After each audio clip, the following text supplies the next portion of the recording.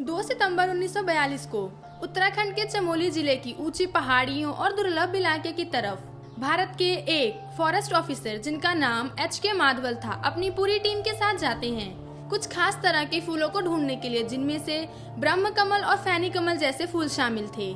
लेकिन जो चीज वो वहाँ जाकर देखते हैं उसे देखने के बाद वो पूरी तरह हैरान हो जाते हैं।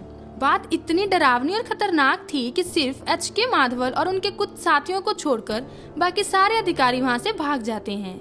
दुर्लभ फूलों की खोज में निकले हुए ये टीम के मेंबर जब एक झील के पास पहुँचते हैं और अपनी नजरें नीचे झुकाकर देखते हैं तो इन्हें दिखाई देते हैं बहुत सारे सैकड़ों मानव कंकाल। H.K. माधवल और उनकी टीम के लोग जब उन लाशों को ध्यान से देखते हैं तो उन्हें पता चलता है कि ये जिनकी भी लाशें हैं, क्योंकि यहाँ का तापमान इतना ज्यादा ठंडा है कि ये पूरा इलाका साल के 12 महीने से सिर्फ 2 महीने के लिए खुलता है। और यही वो 2 महीने थे जिनमें H.K. माधवल यहाँ पहुँचे थे।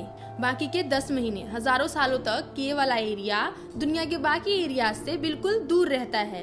और इन 2 महीनों में भी शायद ही कोई ऐसा इंसान होगा जो यहाँ पर आया होगा।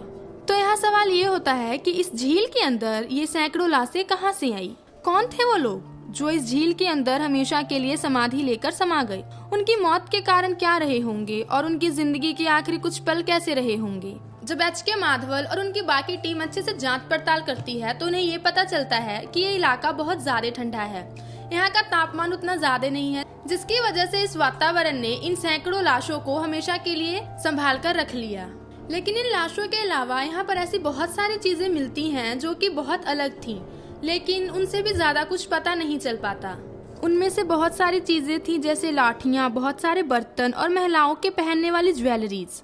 ये झील समुद्र तल से 16.5 फुट की ऊंचाई पर है और त्रिशूल और नंदा गुनाटी पहाड़ियों के बिल्कुल बीच में स्थित है। रूपकुंड नाम का ये झील असल में एक बहुत छोटी सी 40 मीटर की व्यास झील है जिसकी गहराई सिर्फ 3 मीटर है। लेकिन पूरी दुनिया में ये झील आज भी काफी लोगों के लिए रहस्यमयी कहानियों का कारण बनी हुई है। अपने अंदर समाई सैकड़ों लाशों और रहस्य के कारण रूपकुंड लेक को मिस्ट्री लेक भी कहा जाता था।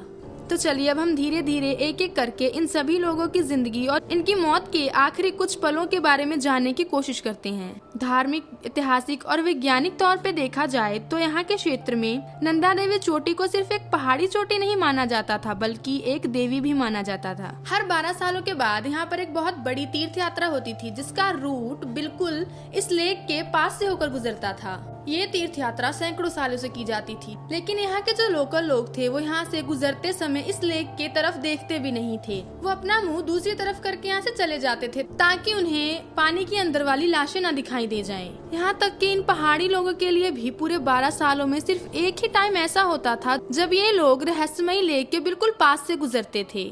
अगर हम यहाँ के लोकल दंत कथाओं की माने तो ये लाशें वहाँ के राजा जस्तवाल, उनकी गर्भवती पत्नी और उनके बाकी सभी दरबारियों की थी। लोकल लोगों की मान्यता ये थी कि यहाँ से सैकड़ों साल पहले जब राजा और रानी एक धार्मिक तीर्थ यात्रा के लिए अपने साथ अपने सेवकों दरबारियों का एक बहुत बड़ा जत्था लेकर जा रहे थे, उस समय उनके साथ नाचने वाली महिलाएं थी और जब वो उस लेक के पास से गुजरते समय नाचना शुरू करती हैं, तो माता नंदा देवी इतनी नाराज हो जाती हैं कि तुरंत ही पहाड़ियों की ऊंची चोटियों से पत्थर गिराने शुरू कर देती हैं और इन्हीं पत्थरों के गिरने की वजह से उन सभी लोगों की उसी समय मौत हो जाती है। लेकिन ये बात तो थी आस्था से जुड़ी हुई और अब हम चलते हैं ऐतिहासिक दस्तावेजों और वैज्ञानिक रिपोर्ट्स की तरफ। साल 1942 में जब H.K. माधवल के इस लेक को ढूंढने के बाद दुनिया के अलग अलग भागों से साइंटिस्ट बड़ी संख्या में इस लेक के रहस्य को सुलझाने के लिए शुरुआत करते हैं, तो सबसे पहले शक ये जताया जाता है कि जितनी भी लाशें थी ये सारी जापानी सोल्जर्स की थी जो कि इंडिया में किसी तरह एंटर होने की कोशिश कर रहे थे।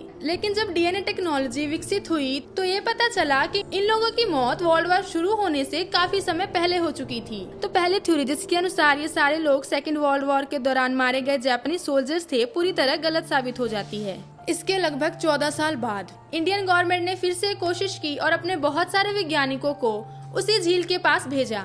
बहुत सारी जांच करने के बाद उन्हें ये पता चला कि असल में ये जितने भी लोग थे ये कोई एक ग्रुप से नहीं थे, ये अलग अलग 3 ग्रुप्स के लोग थे और टाइम जोन में 3 अलग अलग समय में इनकी मौत हुई। मतलब कि इन 3 ग्रुप्स के लोगों की मौतों के बीच में 1000 साल का डिफरेंस था।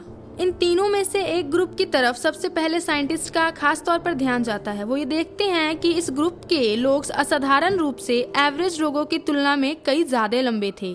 जिस समय इंडिया में पहाड़ी लोगों का औसत कद लगभग 4 फुट और 10 इंच होता था, उसी समय इन लोगों का औसत कद लगभग 5 फुट 10 इंच था, मतलब कि एक औसत आदमी से लगभग 1 फुट ज्यादा।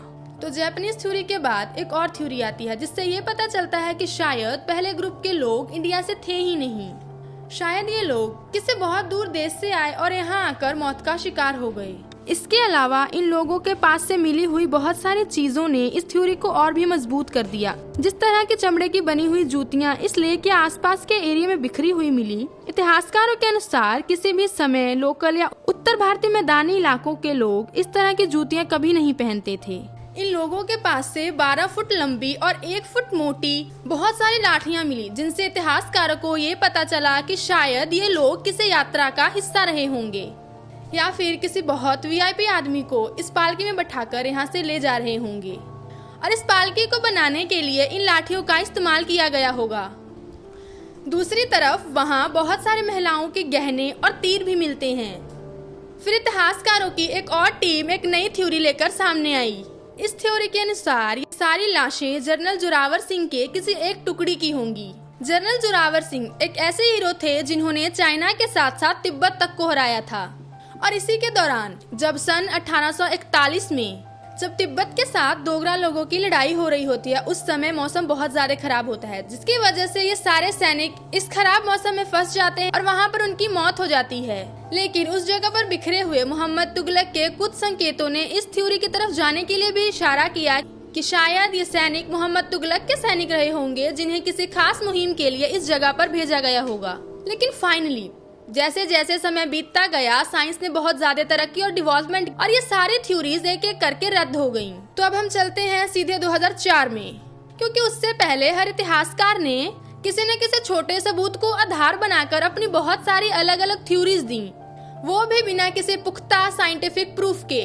तो फाइनली 2004 में नेशनल ज्योग्राफिक चैनल वालों ने रूपकुंड लेक पर एक पूरी रिसर्च डॉक्यूमेंट्री पेश की, जिससे काफी हद तक बहुत सारे रहस्य खुल गए। साल 2004 में नेशनल ज्योग्राफिक चैनल अपनी पूरी टीम के साथ सेंटर ऑफ सेलुलर और मॉलिक्यूलर बायोलॉजी को लेकर अपने साथ आती है और skeletal lake riddle of the dead नाम की एक डॉक्यूमेंट्री बनाती है। साल 2004 में आई इन वैज्ञानिकों की टीम में एक बहुत प्रसिद्ध वैज्ञानिक थे जिनका नाम था विलियम साक्स, जिन्होंने साल 1978 में रूपकुंड का एक दौरा किया। और इस दौरे के बाद वो इंटरव्यू में ये बताते हैं, रूपकुंड लेक इस दुनिया से कटी हुई बहुत ही दूर दराज की जगह है और जब कोई आम इंसान यहाँ पर पहली बार जाता है तो पूरी तरह से डर जाता है। साल 2004 में इस टीम ने रूपकुंड लेक से बहुत सारी लाशों को इकट्ठा किया और उन्हें डिफरेंट लैब्स में लेकर गए और उन पर बहुत सारे टेस्ट किए। और दूसरी तरफ जब छोटी कदकाठी वाले लोगों पर टेस्ट किए जाते हैं तो ये पता चलता है कि इन लोगों के बीच एक चीज सिमिलर है, और वो ये थी, इन सब लोगों के सर की मसल्स में काफी ज्यादा दबाव था, जिससे उन्होंने ये अंदाजा लगाया कि ये सारे लोग किसी ऐसे ग्रुप के साथ संबंध रखते थे जिनमें सर पर बोझ उठाया जाता था। तो आगे जो एक इम्पोर्टेंट बात पता चलती है वो ये थी कि इनमें से बहुत सारे लोगों की मौत अपने सर पे लगे हुए चोटों की वजह से हुई थी।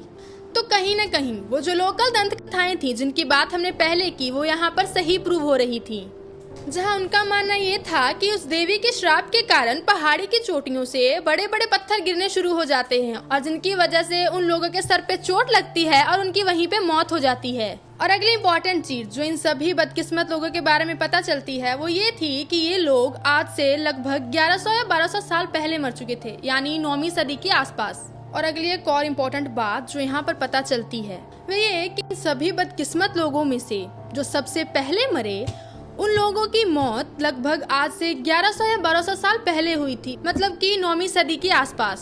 साल 2004 की डॉक्यूमेंट्री के बाद अगली अपडेट इस लेक के बारे में आती है पूरे 15 सालों बाद, मतलब कि 2019 में, जब नेचर कम्युनिकेशन रिसर्चर्स अपनी कुछ रिपोर्ट साझा करते हैं इस लेक के बारे में।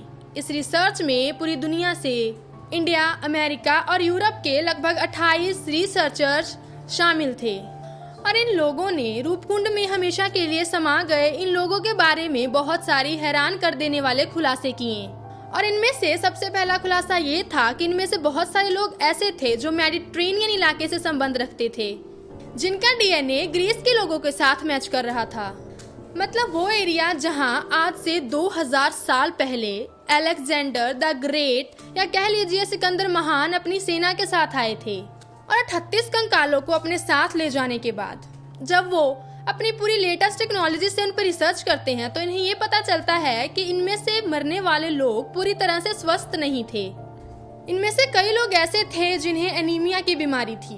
उसके बाद अमेरिका की पेन स्टेट यूनिवर्सिटी की रेडियो कार्बन लेबोरेटरी के वैज्ञानिकों ने अपनी रिसर्च से ये पता लगाया कि इन लोगों ने अपनी मौत से पहले किस तरह का भोजन खाया था।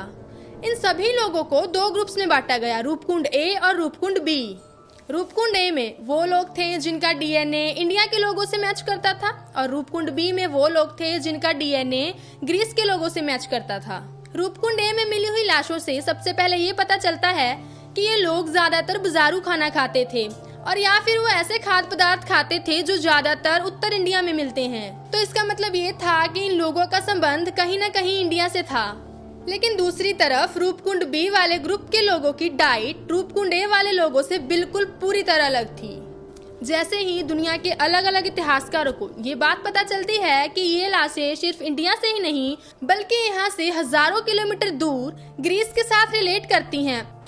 अब यहाँ पर एक क्वेश्चन खड़ा होता है कि ये लोग इतनी दूर से यहाँ पर करने क्या आए थे। इस चीज के रहस्य से पर्दा उठाती हैं मशहूर राइटर केनेथ मैसन की हिमालय के ऊपर लिखी हुई एक मशहूर किताब जिसका नाम था अबोर्ड ऑफ स्नो। इस किताब में केनेथ मैसन लिखते हैं कि भले ही रूपकुंड लेक पूरी तरह से सन 1942 में ढूंढी गई हो, लेकिन यहाँ से 2 या 3 सदियों पहले बहुत सारे जियोलॉजिस्ट और बोटानिस्ट आते रहे और इस एरिया को एक्सप्लोर करते रहे। वो ये देखने की कोशिश करते रहे कि इस दूर दराज एरिया में किस तरह के फूल बूटे उगाए जाते हैं और इसी कारण एचके माधवल अपनी पूरी टीम के साथ उस जगह पर पहुंचे। और इस थ्योरी के अनुसार शायद ये लोग भी किसी इसी तरह के मिशन पर जा रहे होंगे। साइंस और लेटेस्ट टेक्नोलॉजी ने रूपकुंड में पड़ी इन लाशों के रहस्य से काफी हद तक पर्दा उठाया, लेकिन अभी तक इन लोगों के बारे में, इन लोगों से जुड़ी हुई इनकी आखिरी पलों के बारे में और इनकी मौत के कारणों के बारे में कुछ भी खुलकर नहीं कहा गया। अभी भी बहुत सारे ऐसे क्वेश्चंस हैं और ऐसी कुछ चीजें हैं जो पूरी तरह से कंफर्म नहीं हुई हैं। पहली चीज तो ये कि मिलने वाली लाशें अलग अलग ग्रुप्स के लोगों की है जो अलग अलग समय पर इस जगह पर आए और मौत का शिकार हो गए।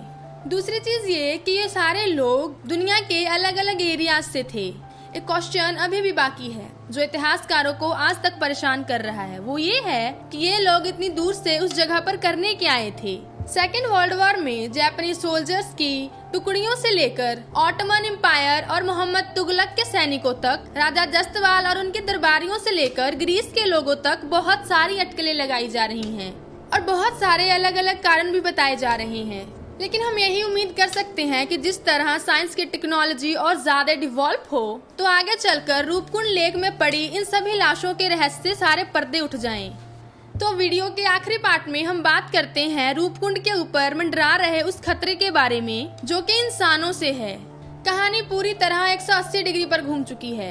पहले जहां इस लेक को मिस्टीरियस और स्केलेटल लेक कहा जाता था, जहां जाने से लोग बहुत डरते थे, इस कहानी के प्रसिद्ध होने के बाद हर साल इन 2 महीनों में इस झील को देखने वाले लोगों की भीड़ इकट्ठा होना शुरू हो गई और इस चीज ने उस एरिया को बहुत बुरी तरह से नुकसान पहुंचाया। और दूसरी बात ये थी कि ये जो लाशें थी जो इतनी समय से उस रूपकुंड लेक में सुरक्षित पड़ी थी, वो इन 2 महीनों में चोरी का शिकार हो रही थी। लेकिन फाइनली उत्तराखंड गवर्नमेंट ने इस चीज को कंट्रोल करने के लिए लाशों को चोरी होने से बचाने के लिए बहुत सारे रूल्स बनाए ताकि इन लाशों पर अच्छी तरह से रिसर्च करी जा सके और इन्हें चोरी होने से बचाया जा सके। इस लेक के बारे में फिलहाल बहुत सारी रिसर्च आज भी चल रही है। फिलहाल इस कहानी और इस वीडियो में बस इतना ही, और अब मैं आपको मिलूंगी किसी और कहानी के साथ किसी और वीडियो में।